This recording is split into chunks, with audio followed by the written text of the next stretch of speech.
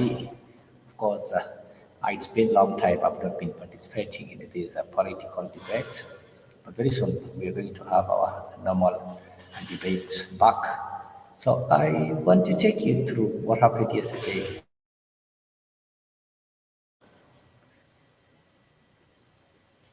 Ladies and gentlemen, thank you so much and welcome to Africa 24-hour TV. I want just to take you through what happened yesterday. Raila Odinga spoke about what to expect when he will finally win or lose the AUC. So he really spoke about so many things. He spoke about the Gen Z demonstrations that has happened in this country, that happened before.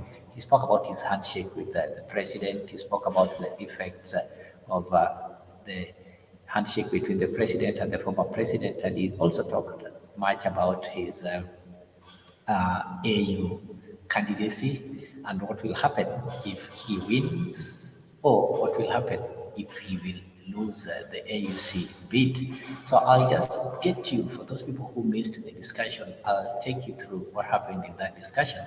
Then after that, we'll have a word on it. So keep it here. If you're joining for the first time and you've not subscribed to our channel, can you ensure that you do so? Subscribe to our channel. Raila says there is no formal agreement between his Orange Democratic Party and the president's United Democratic Alliance Party, UDA. Seth Olale engaged Raila on a variety of issues, including the ongoing spate of abductions. Here's that exclusive interview.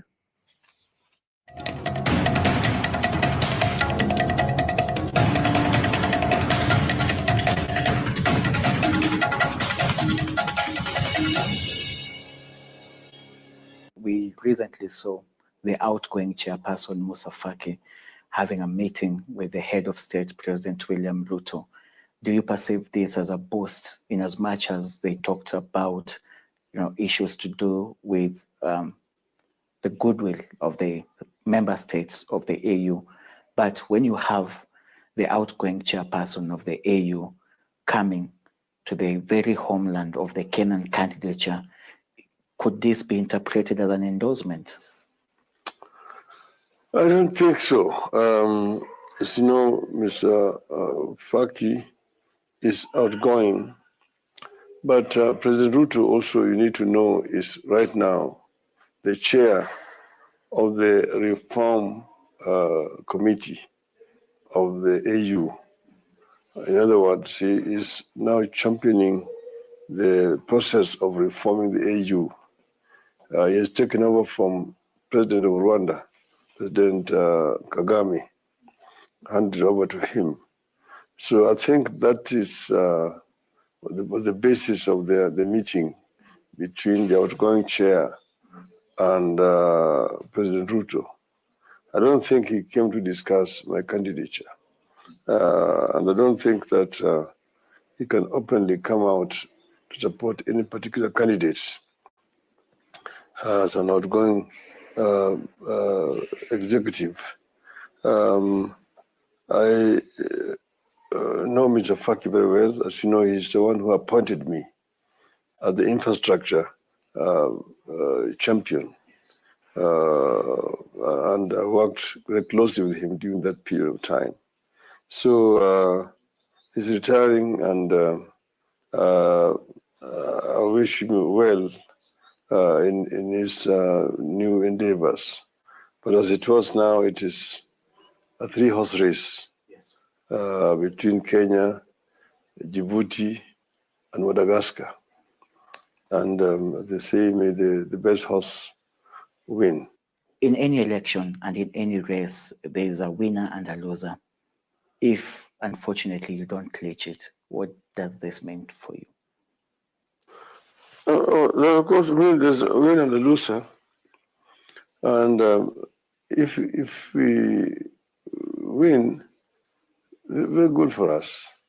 But if we lose, so what? We are basically here in Kenya. There will be other things for us to do. So we're not worried about losing. They say that asiyekubali kushindwa sio mshindani. But we are not competing to lose. Okay. You're competing to win. 2024, one of the major highlights was the events that led to the June 25th, popularly known as the Gen Z protests. And what is your reflection?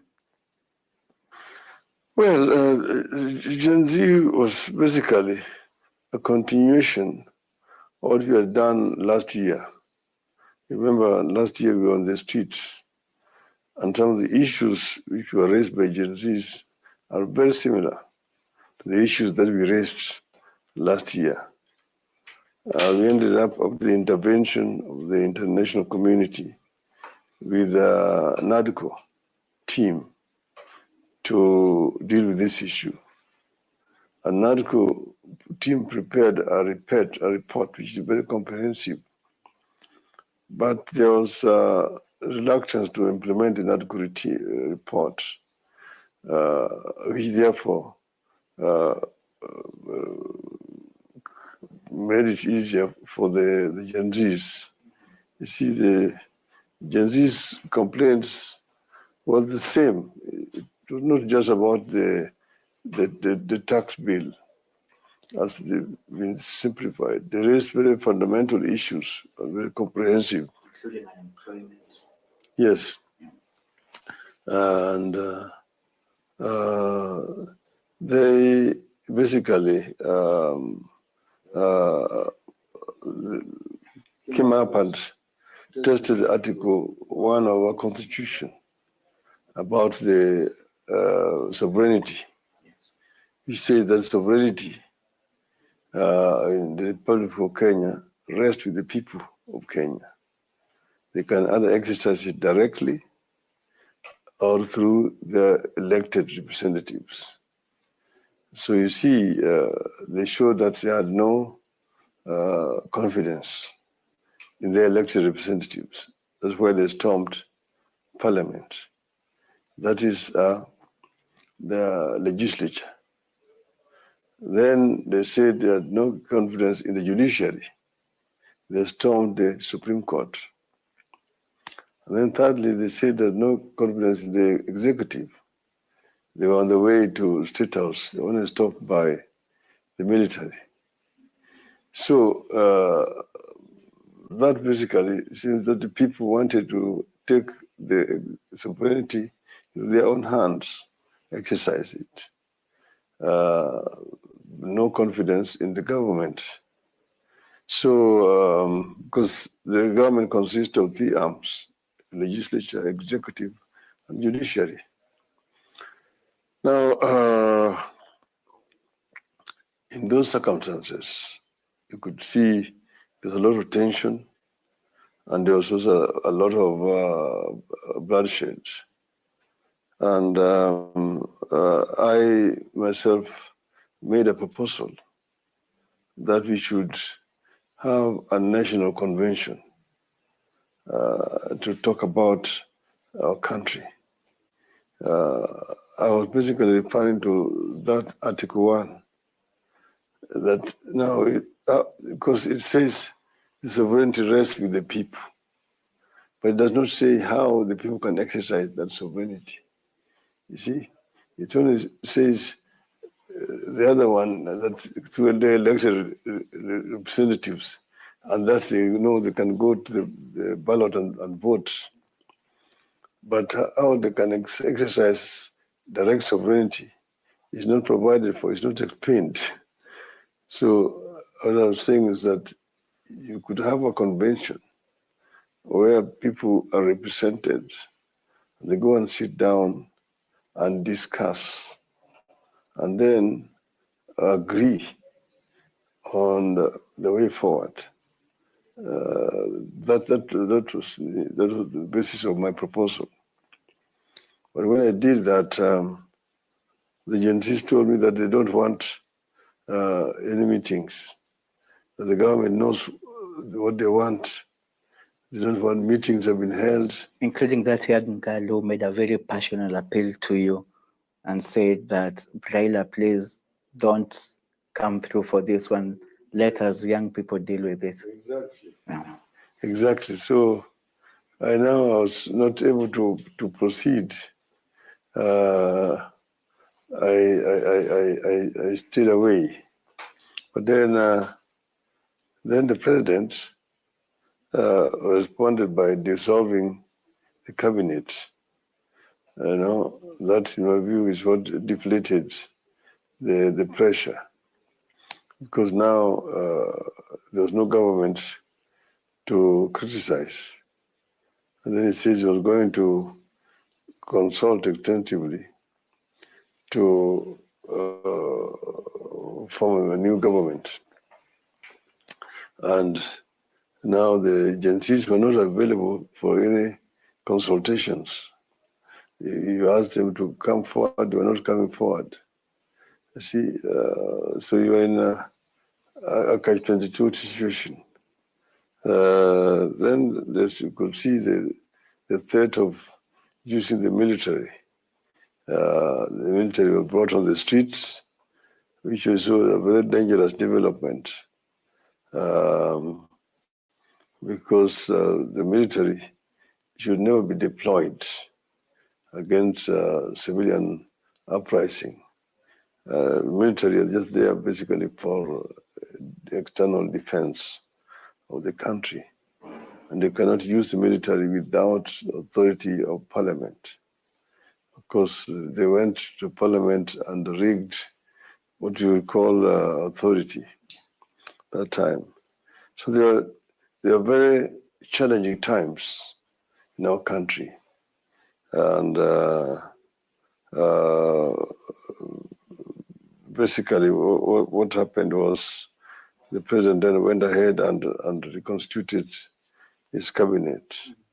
And we are where we are today. But I still think that there's still need for more constructive engagement in the country.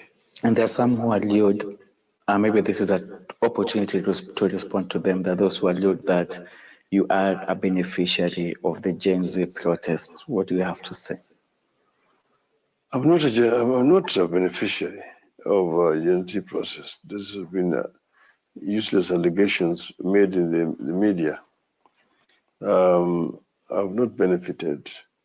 What happened was President Ruto said he wants to involve the larger society in the governance, and asked if we could give him some people from our party. I consulted with my other colleagues in the Azimio coalition, and some were ready, some were not ready. In the end, we basically seconded some of our people to the government to work, but it was not like forming a pact. It was not a coalition, because we did not sit down and negotiate the basis of a coalition. So these people were basically just hired on their merits, and they had to relinquish their position in the party, not the membership. They were members of the party. And you joined an unpopular regime, a regime that's right now a section also of the political class also accusing it of using very iron-edged kind of approach, and especially the issue of abduction, which is just a continuation perhaps of the Gen Z aftermath. We did not help to steady a sinking ship. See, what you don't realize is that there was a very high likelihood of the country degenerating into a state of anarchy, which can be very dangerous. You can see what happened in Egypt, and also what happened in Libya during the Arab Spring. And if you're not careful, that arrangement can easily happen here. Okay. And Mr. Odinga, you've spoken passionately about abduction, and just after you made your latest remark condemning abduction and calling for a stop, there have been reported incidences of abduction still ongoing. Is this a concern to you? Serious concern. That was my message for Christmas, that these abductions are abhorrent and they are an affront to the rule of law in our country. They are very dangerous development, like a mafia state, where you're not sure of yourself. You see young people being abducted. They even have video clips by people who are so confident. They look like police officers in civilian clothes, but they really know exactly what they're doing. And they're taking people to unknown destinations and keeping them and torturing them from the revelations of those who have been released. And they have handcuffs. The people being handcuffed. Handcuffs are not goods that you can go to a supermarket and buy. Handcuffs are special at times. They're only bought by the state. Ordinary civilians cannot have handcuffs. And yet the IG of police, Douglas Kanja, the Inspector General of Police, say these are not our people. Tell me, who are these people who have got handcuffs and come and have got the confidence to abduct somebody in the presence of people, and no police officer is doing anything against them? What they used to, the gang of General Papadoc de Valier, they were called Tom Tom Makut, who used to abduct people and take them and torture them. So this is like the Tom Tom Makut of Papadoc. This is a state of gangsters. Gangsterism is not something that we can tolerate in our country. And you are a victim. You have been tortured before.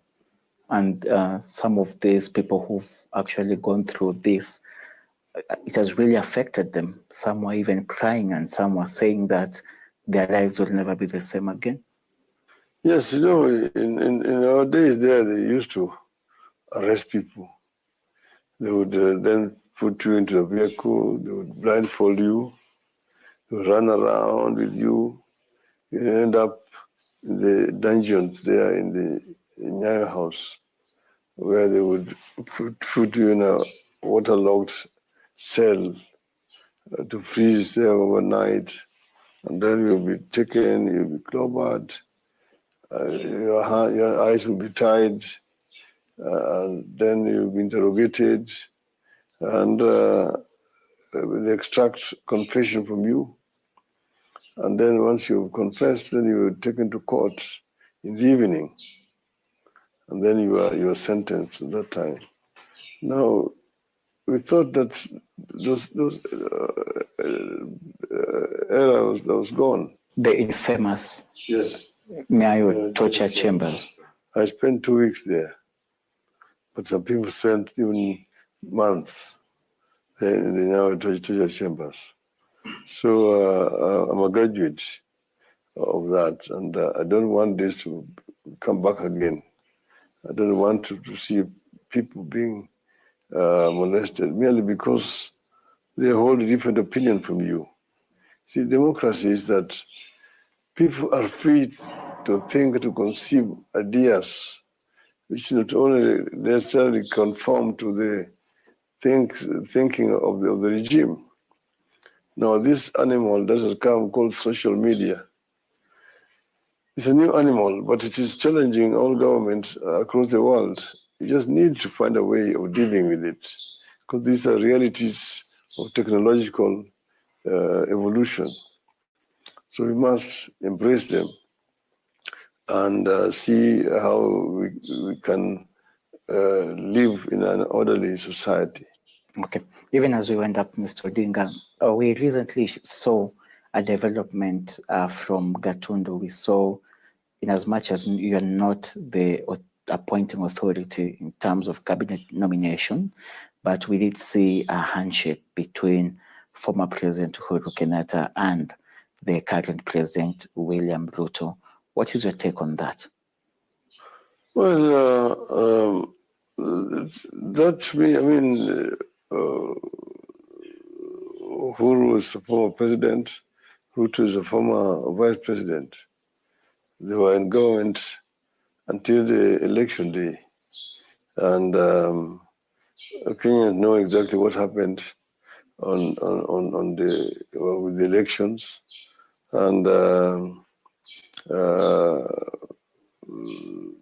they had been working in the same government until the last time. And Uhuru went to the swearing-in ceremony and handed over power to Ruto. So they were also at odds in the build-up to the 2022 election, and which was, you can argue, was fueled by Uhuru Kenyatta's handshake with you.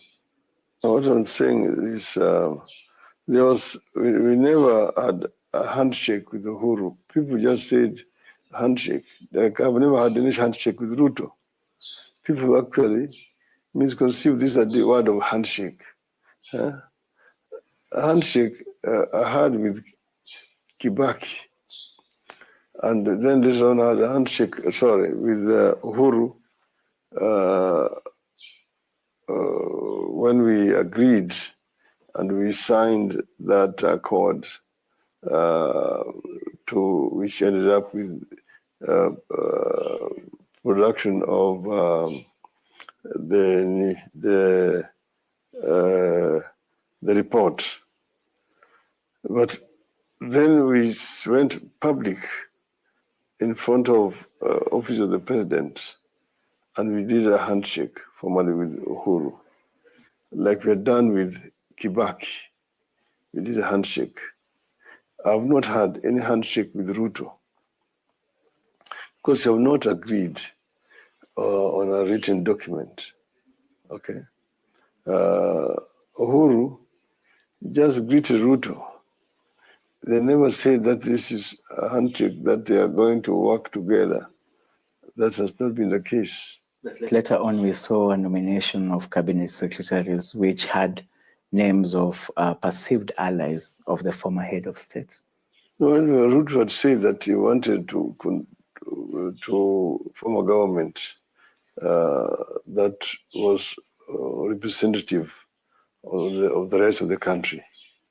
And he had started, when he got some people from ODM, and now he got people from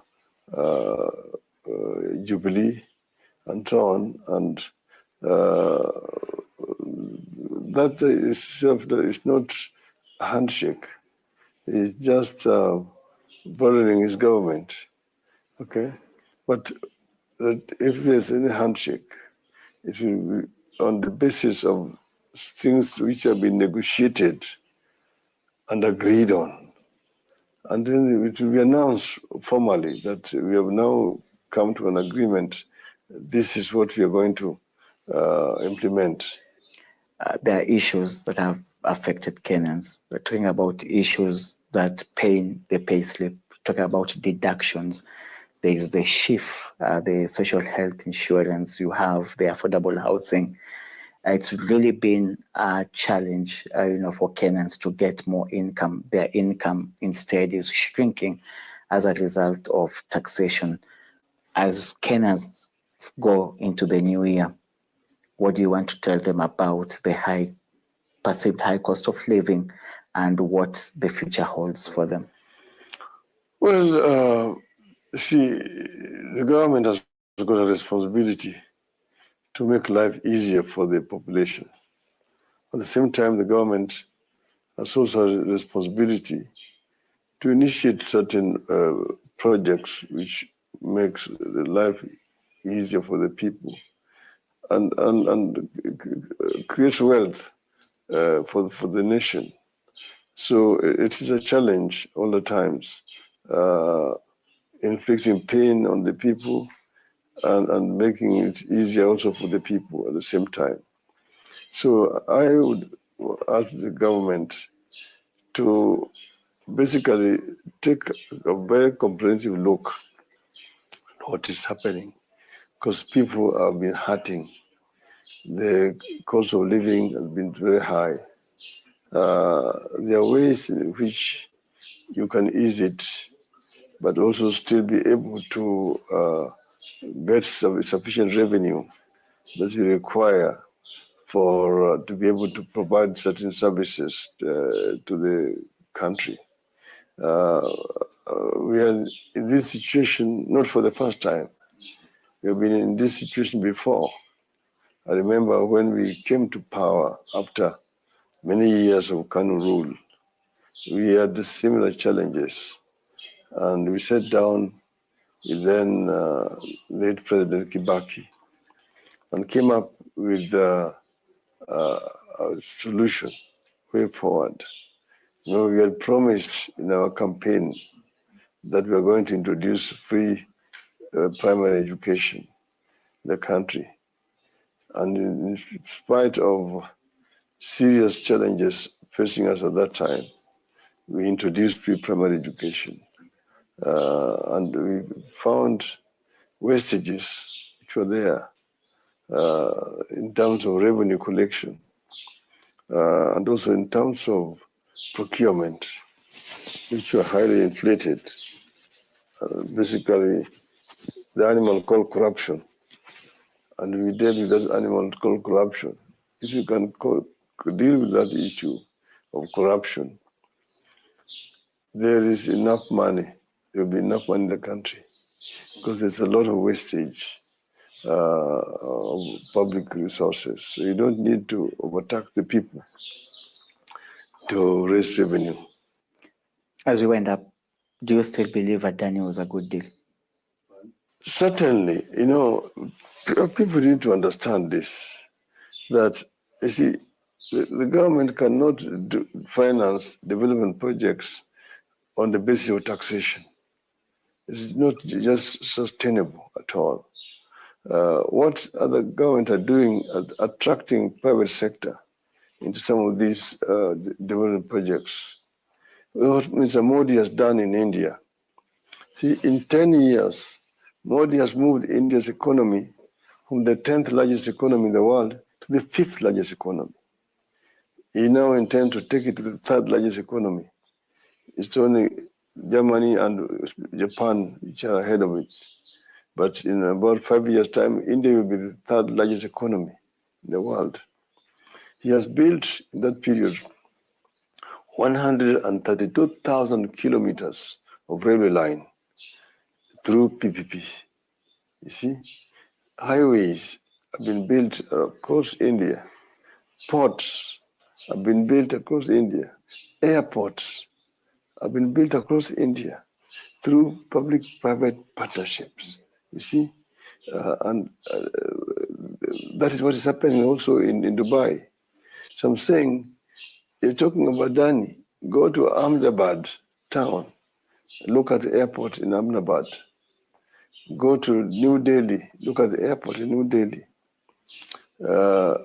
All those projects, go to a town called Mundra, where they built a complete new port, and they built an airport, and they built a power plant, 4,900 megawatts of power. A village that was a sleeping village of 5,000 people has shot up to be a town of 500, half a million people, because industries have come into that town.